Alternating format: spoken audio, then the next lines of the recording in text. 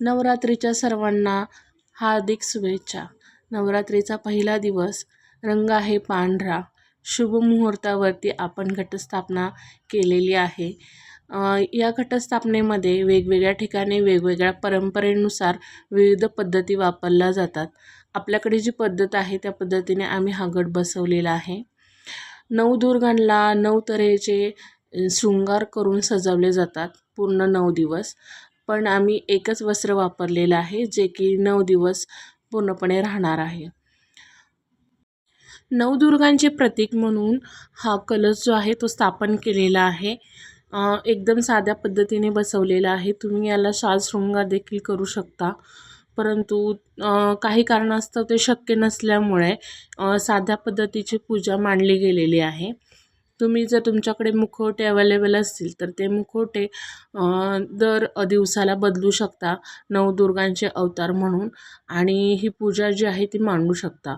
परंतु मी फक्त असाच कलश मांडलेला आहे आणि त्याला फक्त वेणी घालणार आहे. दागिनेही चढवलेली नाही आहेत, फुलांचा शृंगार आहे फक्त. असं नवदुर्गांचं प्रतीक असलेला कलश आपला तयार झालेला आहे. त्यानंतर जे लाल वस्त्र अंथरलेलं आहे त्याच्यावरती आपण स्वस्तिक काढून घेणार आहोत. तुम्ही अष्टपाकळ्यांचं कमळ देखील काढू शकता, ते सुद्धा शुभ मानलं जातं. किंवा साध्या पद्धतीने फक्त तांदळाची रास जरी केली आणि त्याच्यावरती कलश मांडला तरीही योग्य आहे. त्यानंतरनं ज्या देवीच्या नावाने तुम्ही घटस्थापना करता त्या देवीचं नाव घ्यायचं आहे आणि त्या देवीच्या नावाने जो कलश आहे तो उचलून 3 वेळा खालीवर करून त्याची स्थापना करायची आहे. त्याच्यानंतरनं आपण मातीचा जो घट बसवणार आहे त्याची तयारी करून घ्यायची आहे. एक लाल वस्त्र घ्यायचं आहे. वस्त्र लाल नसेल तर इतर कलरही चालतो. त्यानंतरनं त्याच्यावरती एक ताट घ्यायचं आहे आणि पंत्रवळी जी की पानांची बनलेली असते त्याच्यावरती आपण माती टाकून घटस्थापना करणार आहोत. घटस्थापनेसाठी बाजारामध्ये मिळणारं धान्य आणि त्याच्यामध्ये वाढीव असं आपल्या घरातलं धान्य असं मिक्स करून आपण घटाची स्थापना जी आहे ती करणार आहोत. शेतातून माती आणून आम्ही 2 दिवसापूर्वीच घरामध्ये सुकत घातलेली होती. त्यामुळं पाऊस असेल तरी ही आमची माती जी आहे ती एकदम कोरडी आहे आणि त्याच्यामुळे थोडंसं जास्त पाणी ओतून आम्ही हा घट जो आहे तो बसवलेला आहे. जर ऑलरेडी माती ओली असेल तर पाणी ओतण्याची गरज नाही आहे.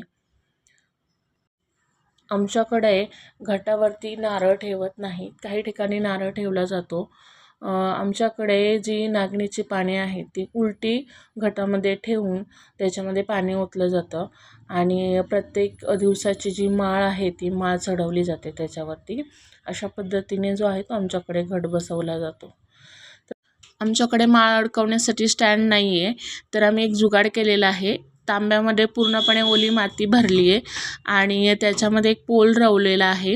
वरच्या साईडला स्क्रूड्रायव्हर बांधून त्याला डेकोरेशनसाठी पिवळी माळ जी आहे फुलांची ती अडकवली आहे आणि अशा पद्धतीने आम्ही स्टँड जे आहे ते तयार केलेलं आहे. जर तुमच्याकडेही स्टँड नसेल तर तुम्ही हा जुगाड करू शकता, नक्कीच उपयोगी येईल. अखंड दिवा प्रज्वलित करण्यासाठी जुगाड म्हणून त्याच्यामध्ये कापूर जे आहे त्याच्या वड्या आम्ही टाकलेल्या आहेत आणि हे काम करतं. जर दिव्यातलं तेल विझलं, हा अखंड दिवा आहे शक्यतो विझू द्यायचा नाही, पण जर विझलाच तर विझायला लागलाच तर हे रोखून धरतं. त्याच्यामुळे नक्की तुम्ही त्याच्यामध्ये कापराच्या वड्या टाकाव्यात आणि हा दिवा जो आहे तो अखंड 9 दिवस चालू राहील.